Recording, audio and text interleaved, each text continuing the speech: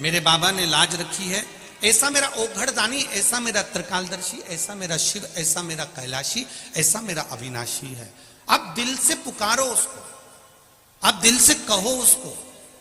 जब आप दिल से पुकारोगे, दिल से कहोगे, आप हृदय से उसको निवेदन करोगे, वो सुनेगा जरूर। और अगर इतना दुख रहेगा तो संभाले, पकड़ लो हाथ त्रिपुरारी, नहीं तो डूब जाऊंगी, हमारा कुछ ना बिगड़ेगा, तुम्हारी शान जाएगी। हमारा क्या बिगड़ने वाला है? सीवर वाला महाराज तो कथा वाचेगा चले जाएगा, पर नाम तो शंकर का है, शिव ओघड़ी का है। वो इतना छाती ठोक कर कहता है कि उसकी कथा सुनने पर वो देता जरूर है, छोड़ता नहीं है। फिर कहूंगा उसकी कृपा कोई साधारण नहीं होती। महाराज कृपा उसकी है। आप पेट की चिंता छोड़कर परमात्मा की चिंता करिए, फिर निवेदन करूंगा। पेट भरने की जवाबदारी उसकी है, वो भरेगा। जब माता दुर्गा भवानी ने बार बार समझाया, मां अम्बे बार बार बोली कि बेटी क्यों, बेटी का जन्म क्यों हो गया, बेटा मांग लो, बेटा मांग लो। नहीं नहीं मां, मुझे बेटी चाहिए, मुझे बेटी चाहिए। ठीक है, मां ने कह दिया तेरे घर में अलग से कौन बेटी देगा? 60 लड़कियां जब तेरे घर में हो चुकी है, अब बेटी नहीं दे सकता परमात्मा। तब भगवान कह रहे हैं कि दक्ष प्रजापति कर रहे हैं, एक बेटी और दे दो। तब मां कहती है मैं खुद सती बनकर तेरे घर में जन्म लेने वाली हूं, मैं खुद आ जाऊंगी। अब ध्यान देना जरा कथा की ओर। दक्ष प्रजापति ने मां जगदंबा से खुद बेटी मांगी। बेटी का विवाह भी दक्ष प्रजापति ने धूमधाम से शिव जी के साथ में करा। दक्ष प्रजापति ने बेटी का कन्यादान भी दिल से करा। खूब आनंद के साथ बेटी का विवाह करा। फिर ऐसी कौन सी बात हो गई जो बेटी का जो पति है वो इसको बुरा लगने लगा, दक्ष प्रजापति को बुरा लगने लगा? ऐसा क्या काम हो गया? जब बेटी माता के रूप में आई, दक्ष प्रजापति को मालूम है, मां से बेटी का रूप मांगा, ये भी दक्ष प्रजापति को मालूम है।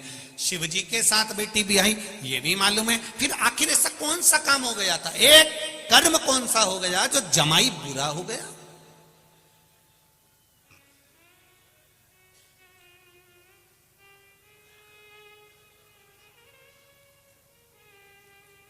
बहुत ध्यान दीजिएगा थोड़ा सा। आपकी नी बने ना किसी से तो थोड़ी सी दूरी बना लो, मना नहीं है, पर गलत बोलकर, गलत कर कर आप किसी का साथ बुरा मत करो। थोड़ी दूरी बना लो, चल जाएगा। अगर थोड़ी सी दूरी बन गई ना तो भी काम चलेगा, पर आप किसी का बुरा मत सोचो और बुरा मत करो। किसी ने आपका अगर आपसे नहीं बन रहा है, आपसे नहीं बातचीत है, आपसे नहीं उसका प्रेम स्नेह, तो आप थोड़ा दूरी बना लो। ठीक है भैया, राम राम साहब, जय जय श्री कृष्णा, जय श्री हरे, हर हर महादेव, श्री शिवाय नमस्तु। थोड़ी दूरी बना लो, पर व्यवहार खराब मत करो, बात खराब मत करो। दूरी बना ली, चल जाएगा। थोड़ा दूर हट गए, चल जाएगा। थोड़े दिन के बाद में फिर हो सकता है कि एक हो जाओ, पर अगर बात विवाद हो गया, बहुत अपशब्द निकल गए मुख से, तो ध्यान देना कि बंदूक की गोली का घाव तो भरा जाता है, पर इस जिह्वा की गोली का भाव नहीं भराता, उसका घाव नहीं भरा। ये जीवान से जो बोला जाता, वाणी ऐसी बोलिए जो मन का आपा खोए। पर आज के जमाने में वाणी ऐसी बोलिए जो जम के झगड़ा, पर उससे मत बोलिए जो तुमसे तगड़ा। आज का जमाना थोड़ा सा उल्टा है कि लोग थोड़ा ध्यान नहीं दे पाते, बस बोलना है। गुस्सा तो ऐसा भरा हुआ है, क्रोध इतना भरा हुआ है व्यक्ति में कि एक सेकंड में तन्न फन और 1 मिनट का गुस्सा आता है, 2 मिनट का, 5 मिनट का आता है, उतने से गुस्से में वो ऐसा काम कर जाता है कि 10-15 साल तो उसका केस लड़ने में निकल जाता है और बाकी के 10-15 साल उसके जेल में निकल जाते हैं। एक गुस्सा कितनी देर का आया, क्रोध कितनी देर का था, मात्र 5 मिनट 10 मिनट का। 10 मिनट में वो अंदर गया, तलवार लाया, चक्कू लाया, डंडा लाया, बंदूक लाया और उसने दे मारा। कितनी देर लगी, अरे बोलो तो जम के, 10 मिनट 20 मिनट। पूरे लोग समझा रहे, अरे गुस्सा ठंडा करो, गुस्सा ठंडा करो, शांति रखो, समझाए, पूरे घर के लोग समझाए, पर ये तो और उछल, वो ले आया अंदर से डंडा और चक्कू ने ये न वो और अंदर घोप दिया। अब कितनी देर लगी, मात्र 15 मिनट, 10 मिनट, 20 मिनट के गुस्से ने बर्बाद कर दिया। ले गए पकड़ के, 4-5 साल केस चलता रहा, फिर आखिरी में 8-10 साल जेल में पड़े रहे। अब अंदर पछता रहे और कहते फिर रहे, राजीनामा करवा लो, राजीनामा करवा लो, राजीनामा करवा लो। पूरा मोहल्ला कह रहा था कि गुस्से पे संयम रखो, क्रोध पर संयम रखो। और हम जिस भी जगह पर कथा करने जाते हैं, पूरी समिति को हम बार बार एक ही बात कहते हैं, चाहे वो जे लोग कथा लेने आए हो तो इनको भी हमने एक ही बात कही होगी कि अपने क्रोध पर संयम रखकर कथा करवाना, तो कथा सफल हो जाती है। जरा जरा सी देर में तन्न फन ये पड़ा और वो चले, तो ऐसे में कथा होना बड़ा कठिन पड़ जाता है। अपने क्रोध पर संयम, क्रोध पर संयम।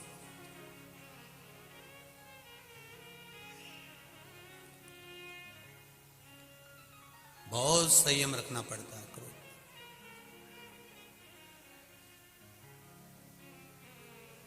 जब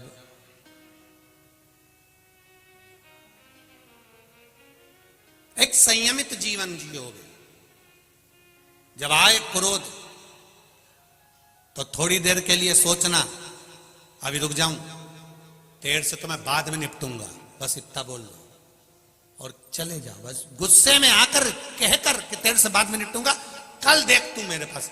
और क्रोध को कल पर टाल दो। क्रोध मेरा सासुओं से भी निवेदन है, बहुओं से भी निवेदन है, तुम्हारे को भी अगर गुस्सा आए तो तुम कह दो बहू से भी, तू रुक तो सही, शाम को आन दे मेरे छोरा को, बस शाम तक टाल दो, मत बोलो कुछ। शाम तक तो पोता पोती जब गोदी में आएंगे, खेलेंगे कूदेंगे, सब बात खत्म हो जाएगी, अपने आप गुस्सा चले जाएगा। पति से अगर उसके बोल भी दिया तो भेरू तो कौन सा बोलने वाला है, तो कौन सा बोल, तो धीरे धीरे गुस्सा गया। और बहुओं से भी निवेदन, अगर आपको भी क्रोध आए ना, थोड़ा देर टाल दो, मैं चली सोने, तुम बड़बड़ाती रहो और मैं जा रही, और कमरे में जाओ, दरवाजा आराम से मंगल बंद करके। इसीलिए बार बार हर पल, हर घड़ी, हर क्षण हम उस शिव को याद कर कर बाबू महाराज।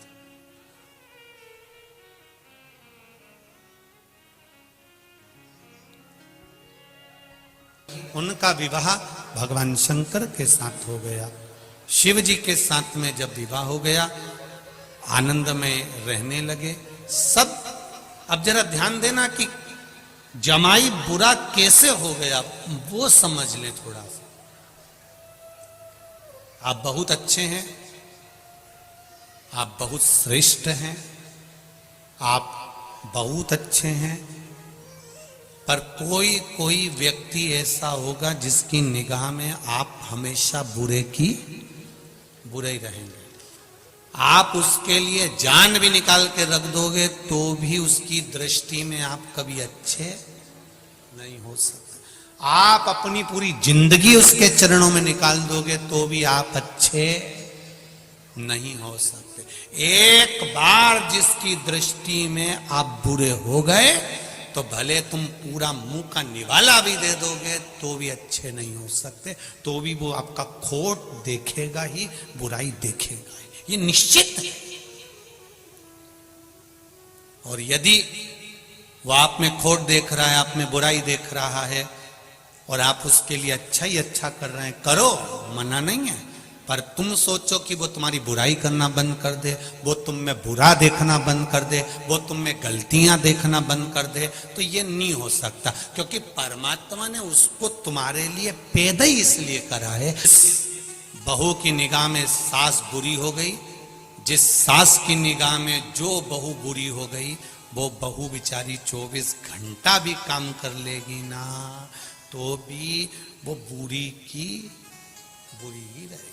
तुम भले आगे बढ़ बढ़ के सब कर लो, तुम भले शादी में आगे बढ़ बढ़ के काम कर लो, तो भी किसी की निगाह में अगर तुम बुरे हो गए हो तो वो यही देखेगा कि आगे बढ़ बढ़ के काम कर रही, जरूर मायरे में जो साड़ी आ रही होगी ना, 2-4 निपटा जाएगी। उसकी दृष्टि में तुम गलत हो गए ना, तो कभी ठीक देख ही नहीं सकता। आप पूरा जान निकाल दो उसके लिए, पूरा प्राण निकाल दो आप उसके लिए, नहीं देखे। वो बुरा देख लिया उसने तो बुरा ही रहेगा, पर यह नहीं है कि हमको उसका बुरा करना। शिव महापुराण की कथा कहती है, भगवान विष्णु ने भगवान शंकर के पास में जहर भेज दिया, विष।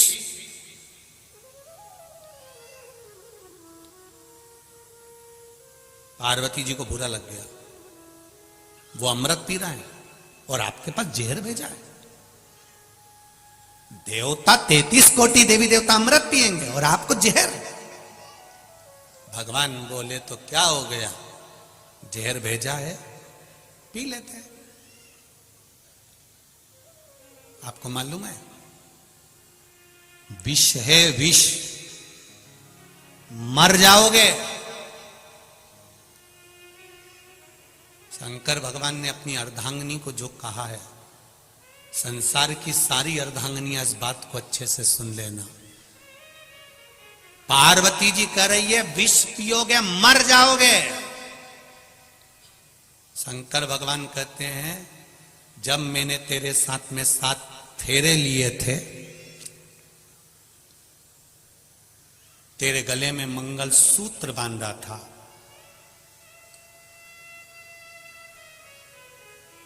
वो मंगल सूत्र नहीं था पार्वती, मेरी जिंदगी की सारी तकलीफ, सारा दुख, सारा कष्ट मैंने तुझे दिया था।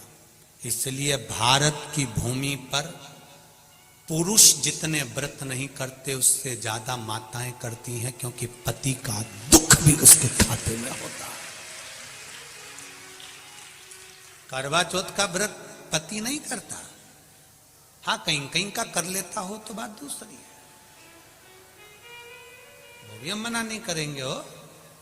पर पति अगर व्रत करता होगा तो हमको तो ये भी सोचने में आता है कि पत्नी चलनी में मुंह देखती होगी या काय में देखता होगा, वो भी एक थोड़ा सोचने वाली बात जरूर है। पर हम शिव जी कह रहे हैं पार्वती से, पार्वती फेरे के समय पर जब छठा फेरा होता है और छठे फेरे के बाद में जब 7वां फेरा होता है, उस छठे फेरे को उलट पटे का फेरा कहते हैं।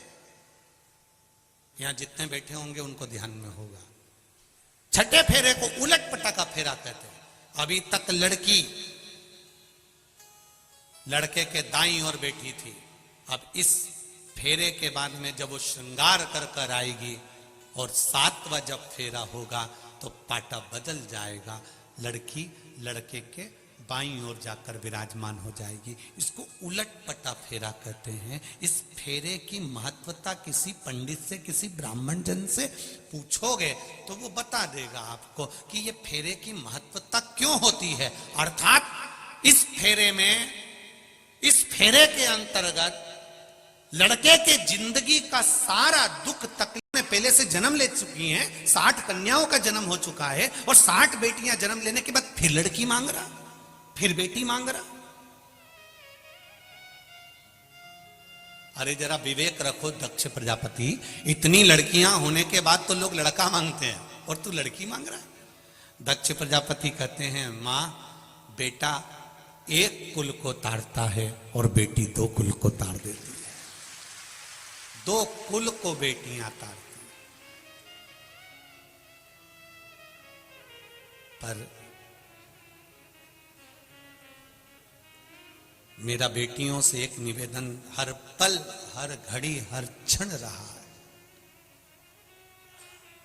जिन माता और पिता ने तुम्हारी परवरिश में पूरी जिंदगी निकाल दी, तुम्हें अच्छा कॉलेज, अच्छा स्कूल, अच्छी एजुकेशन दी है, कपड़े पहनने के लिए मना नहीं करा,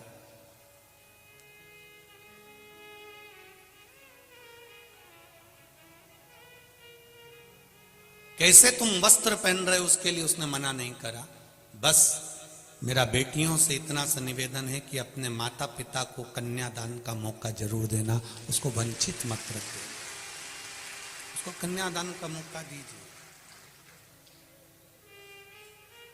और एक बात अभी तक कथा में नहीं कही जो आज कहने जा रहे हैं, आपको अच्छी लगे तो उत्तर प्रदेश की मां गंगा के घाट पर जो कथा हो रही है, यह कल्याणपुर कानपुर की, आपको अच्छा लगे तो अपने जीवन में उतारिएगा।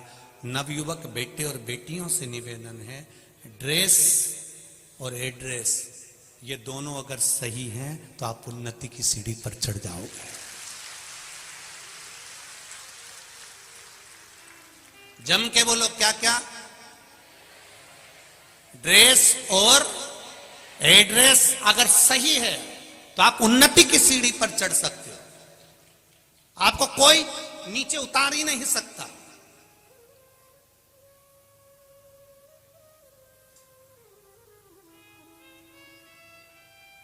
आपका ड्रेस और एड्रेस अच्छा रखिए, सही रखिए, आप उन्नति की सीढ़ी पर चढ़ते जाओगे। आप अगर देखो कोई व्यक्ति अगर एक भजिए की दुकान खोल ले और उसकी ड्रेस इतनी गंदी हो, इतनी गंदी हो, उसके पास में मक्खी मक्खी भी न कर रही हो, तो तुम में से एक भी उसके पास में भजिया खाने नहीं जाएगा। और अगर वही भजिए की दुकान पर उसने ड्रेस अच्छी पहन के रखी है, भले छोटी सी दुकान है, ठेले की दुकान है, और भोजन बना रहा है, भजिया बना रहा है और कोई मक्खी नहीं और सब अच्छा है, तो फिर ढेर भीड़ लगी होगी। किसी किसी ठेले पर, चाट की दुकान पर ढेर भीड़ लगी होती है, क्योंकि वो सफाई से रह रहा। एड्रेस सही हो, ड्रेस सही, आप बढ़ जाओगे।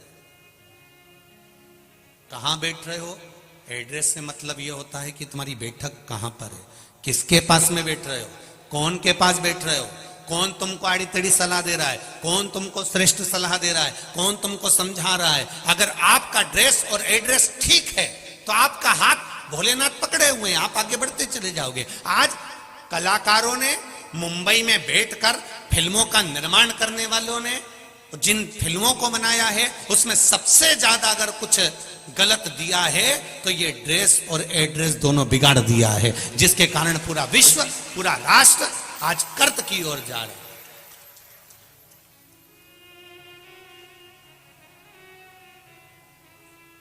हम उसको संवारे थोड़ा सा,